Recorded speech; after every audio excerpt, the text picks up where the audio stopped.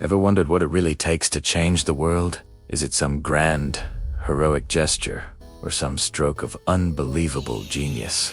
What if I told you it all starts with something you do every single morning, in the first 5 minutes after you wake up? Now, I learned a few lessons during my time in military training, some of the toughest training you can imagine. But I promise you, it doesn't matter if you've never worn a uniform for a single day in your life. It makes no difference what your background is, who you are, who you love, or what you believe in.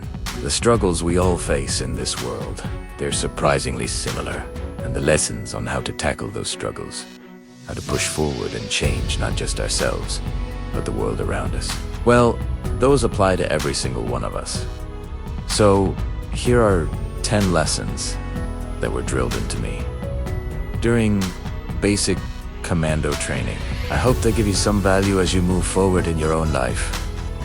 Every single morning, our instructors, all of them hardened veterans, would appear in our barracks. The very first thing they did, without fail, was inspect my bed. If you'd done it properly, the corners were perfect squares. The covers were pulled guitar string tight. The pillow was dead center under the headboard, and the spare blanket was folded with mathematical precision at the foot of the bunk. It was such a simple task, a bit mundane, to be honest, but every morning we had to make our beds to perfection. At the time, it felt a bit daft. I mean, here we were, training to be proper warriors, tough as nails operators, and our first test of the day was tucking in our sheets. But the wisdom in that simple act has been proven to me more times than I can count. If you make your bed every morning, you've already accomplished the first task of the day. It gives you a small, quiet sense of pride, and it encourages you to do another task, and then another, and another. By the end of the day, that one small task you completed has snowballed into many completed tasks. Making your bed also reminds you that the little things in life really do matter. If you can't get the little details right, you'll never be able to handle the big things properly. And you know, if you happen to have a truly miserable day, you'll come home to a bed that is made, a bed that you made. And that made bed gives you a little bit of encouragement that tomorrow will be better. So, if you want to change the world, start by making your bed. During training, all the recruits are split into boat crews. 7 lads to a crew, 3 on each side of a little rubber dinghy, and 1 coxswain at the back to steer and guide them. Every day, your crew had to get that boat through the surf, and then paddle 4 miles down the coast. Now, in the winter, the waves off that coast can swell up to 8 or 10 feet high. It's an incredibly difficult task to paddle through that churning, plunging water unless every single person digs in. Every single paddle has to be in perfect time with the coxswain's stroke count. Every man must put in the exact same amount of effort. If they don't, the boat gets turned sideways by the wave and unceremoniously chucked back onto the sand. For that boat to reach its destination, everyone has to paddle. The truth is, you can't change the world on your own. You're going to need some help to truly get from where you are to where you want to go. You need friends, you need colleagues, you need the goodwill of strangers, and you need a strong coxswain to help guide you. If you want to change the world, find someone to help you paddle. After a few weeks of this brutal training, my class, which started with 150 men, was down to just 42. We were 6 boat crews of 7. I was in the boat with the tall lads, but the best boat crew, the absolute best, was made up of the little blokes. We called them the Munchkin crew. Not a single one of them was over 5'5". The Munchkin boat crew was a motley bunch. 1 Native American, 1 African American, a Polish American, a Greek American, an Italian American, and 2 tough kids from the Midwest. And they out-paddled, outran, and outswam every other crew. The big blokes in the other boats, us included, would always have a bit of a laugh, making fun of the tiny little flippers the Munchkins put on their feet before every swim. But somehow, these little lads from every corner of the globe always had the last laugh. They swam faster than anyone, hitting the shore long before the rest of us even got close. That training was a great equalizer. Nothing mattered except your will to succeed. Not your color, not your background, not your education, not your social status. If you want to change the world, Measure a person by the size of their heart, not the size of their flippers.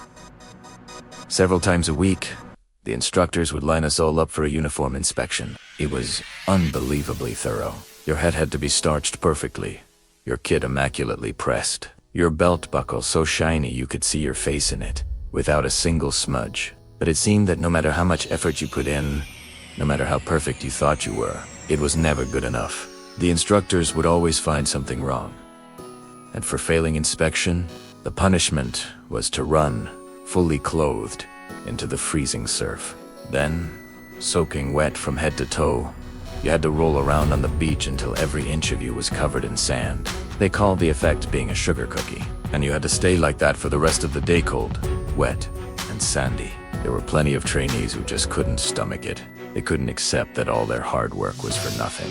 But no matter how hard they tried to get their uniform perfect, it was never appreciated. Those trainees didn't make it. They didn't understand the point of the drill. You were never going to succeed. You were never going to have a perfect uniform, because the instructors weren't going to allow it. Sometimes, no matter how well you prepare or how brilliantly you perform, you still end up as a sugar cookie. That's just the way life is sometimes. If you want to change the world, get over being a sugar cookie and just keep moving forward.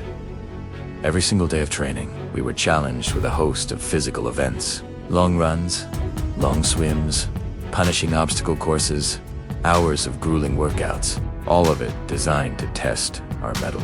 Every event had a standard, a time you had to meet. If you failed to meet that standard, your name went up on a list. At the end of the day, everyone on that list was invited to a circus. A circus was 2 extra hours of intense physical conditioning designed to wear you down, to break your spirit, and to force you to quit. Nobody wanted to go to the circus. The circus meant that for that day, you just hadn't measured up. It meant more exhaustion. And more exhaustion meant that the next day would be even harder, and more circuses were likely.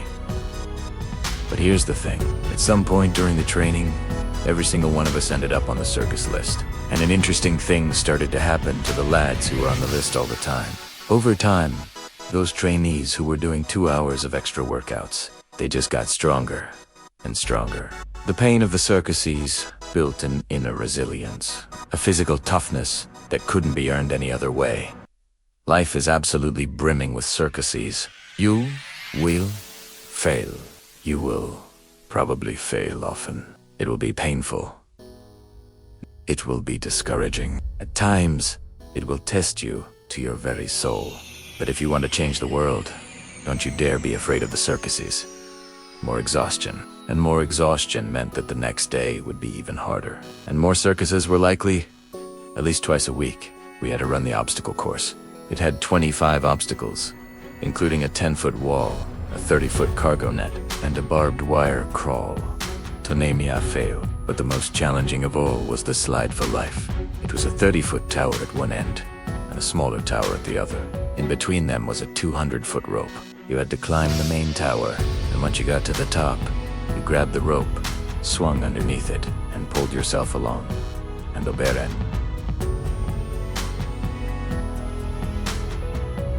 Until you reached the other side. The record for the obstacle course had stood for years when my class started. It seemed completely unbeatable. Until one day, a trainee decided he was going to go down the slide for life, head first. Instead of swinging underneath the rope and inching his way along, he bravely got on top of the rope and just launched himself forward. It was a ridiculously dangerous move. It seemed foolish, and it was fraught with risk. If he failed, he'd be injured and dropped from the course. But without a moment's hesitation, he slid down that rope perilously fast. Instead of taking several minutes, it took him half that. And by the end of the course, he had smashed the record. If you want to change the world, sometimes you have to slide down the obstacles headfirst. During the land warfare part of our training, we were flown out to an island off the coast. The waters there are a breeding ground for great white sharks. To pass this phase, you have to complete a series of long swims. One of them is the night swim. Before you go, the instructors gleefully brief you on all the different species of shark that live in the water. They do assure you, though, that no student has ever been eaten by a shark. At least, not that they can remember. But they also teach you that if a shark starts to circle your position, you are to stand your ground. Do not swim away. Do not act afraid. And if that shark, hungry for a midnight snack, darts towards you, then you summon up every ounce of your strength, and you punch it square on the snout, and it'll turn and swim away. There are a lot of sharks in the world. If you hope to complete the swim, you're gonna have to deal with them. So, if you want to change the world, don't back down from the Sharks Data Special Forces operators. One of our jobs is to conduct underwater attacks against enemy ships. We practiced this technique over and over again. The mission involves a pair of divers being dropped off outside an enemy harbor, and then swimming for more than 2 miles underwater, using nothing but a depth gauge and a compass to find their target for the entire swim, even deep below the surface. There's always some light that filters through. It's comforting to know that there's open water above you, but as you get closer to the ship, the light begins to fade. The huge steel structure of the ship blocks the moonlight. It blocks the street lamps from the shore. It blocks all the ambient light. To succeed, you have to swim under the ship and find the keel, the center line at the very deepest part. That's your target. But the keel is also the darkest part of the ship, a place where you cannot see your hand in front of your face, where the noise from the ship's machinery is deafening, where it's so easy to become disoriented and fail. Every operator knows that under the keel, in that single darkest moment of the mission, is when you have to be calm, when you must be composed, when all your training, all your physical power, and all your inner strength must be brought to bear. If you want to change the world, you must be your absolute best in the darkest moments.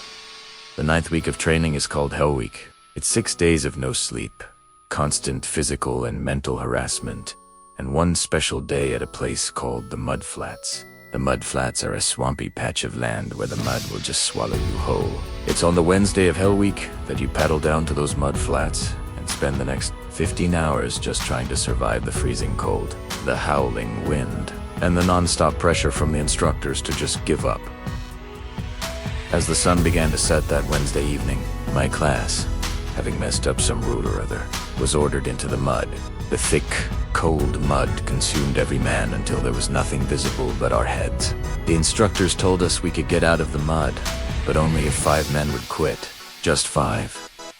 And we could escape the oppressive, biting cold. Looking around, it was obvious that some of the lads were about to give up.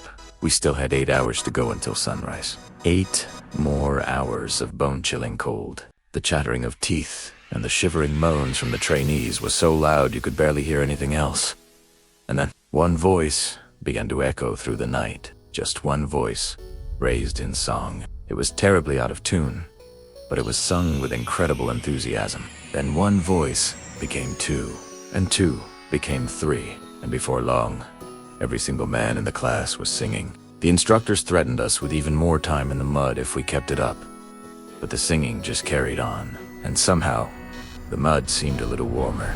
The wind felt a little tamer, and the dawn didn't seem quite so far away. If I've learned anything in my time traveling this world, it is the power of hope, the power of one person, a Washington, a Lincoln, a King, a Mandela, and even a young girl from Pakistan. One person can change the world by giving other people hope.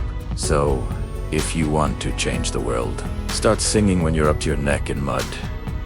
Finally, in that training camp, there's a bell, a brass bell that hangs in the middle of the compound for all the trainees to see. All you have to do to quit is ring the bell. Ring the bell, and you no longer have to wake up at 5 in the morning. Ring the bell, and you don't have to do the freezing cold swims. Run to bell, and you no longer have to do the runs, the obstacle course, the workouts. You no longer have to endure any of the hardship. All you have to do to get out is ring that bell. If you want to change the world, don't ever ring the bell. Music swells slightly, becoming more prominent and emotional look. It won't be easy. Start each day with a task completed. Find someone to help you through life. Respect everyone. Know that life isn't fair and that you will fail often. But if you take a few risks, if you step up when times are toughest, if you face down the bullies, if you lift up the people who are down, and if you never, ever give up. If you do these things, then the next generation, and the generations that follow, will live in a world far better than the one we have today. And what started here with you will indeed have changed the world for the better. Music fades out if any of this resonated with you today. Do me a favor and hit that like button so this message can find others who might need to hear it. And maybe consider sticking around for more. Because at the end of the day, we've all got our own sharks to face and our own bells not to ring. Cheers for listening. Your time is coming. Keep believing. Keep fighting. Don't just watch. Go out and prove them wrong. Thank you for being part of the journey. If you liked it, please like, comment, and subscribe. Bye.